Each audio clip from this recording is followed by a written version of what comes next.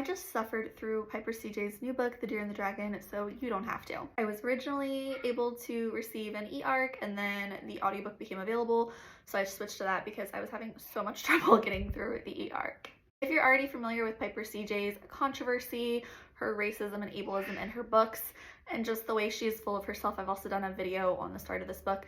Check that out and then come back here. The Deer and the Dragon is supposed to be the first book in an urban fantasy series. We follow our main character, Marlowe, who is literally the epitome of not like other girls. She was recruited for high-class sex work when she was in another country because another person noticed her cool sun and moon tattoos, and so she basically did that for a couple of years just to enjoy the power and the money that she had, and she received so much money from being so good at being an escort. She was able to then chill out in the super expensive apartment and write this best-selling series called Pantheon, where each one is about different mythology, because like Piper, our main character Marlowe went to school for mythology and knows everything and is super smart. Not only that, but our main character Marlowe has a ton of religious trauma that is referenced again and again. And as someone who can relate to this, I was drawn into that aspect because I do find it healing to read about other religious traumas. However, the way that it was used in this book was almost like a fetish. I come from a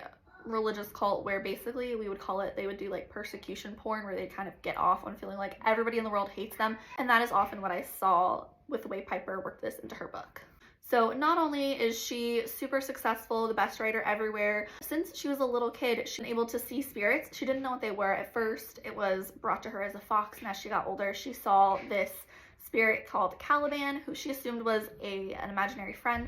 But we find out he's actually like the prince of hell, and because of this, her parents like completely shut her off. They thought she was possessed by the demon. She does not have a good relationship with her parents at all, which is understandable. Kind of the veil has been drawn back. She's able to see into this other world. Piper literally packs like every kind of mythology. I know people make a joke that like SJM turned Crescent City into Zootopia. It's kind of happening here. There's every type of mythology you've ever heard of. They're all real.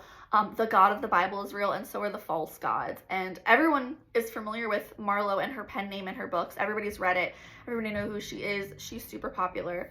It's just like, it's such a chore to get through. Also, Marlowe as an author is like a terrible friend. She is so wrapped up in herself and her situation that she never responds to people. She has these two friends, both of whom I think were fans at a time, and they just like kept contacting her until she broke down, which is super weird and unhealthy. Marlowe does nothing in response to be friends to them. They check in on her, they invite her over, and she kind of just lives through her life like they're such weird normies.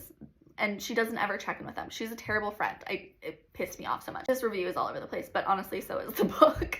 For an urban fantasy, it was not that compelling. It took so long to get to that part, and you had to suffer through the annoying main character, Marlowe.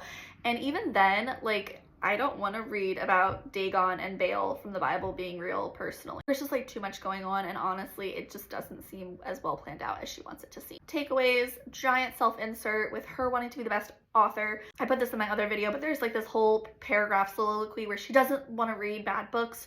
She doesn't want people to think she copied anyone else, because she has in real life, etc., etc.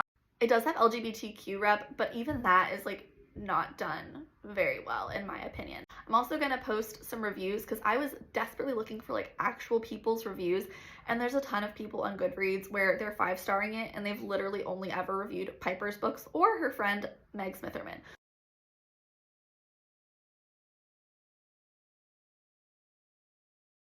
Honestly, a hot mess. Bloom picked this up. It's out May 7th. It's got sprayed edges. Don't get sucked in. It's terrible. She's not a good person either. Pass.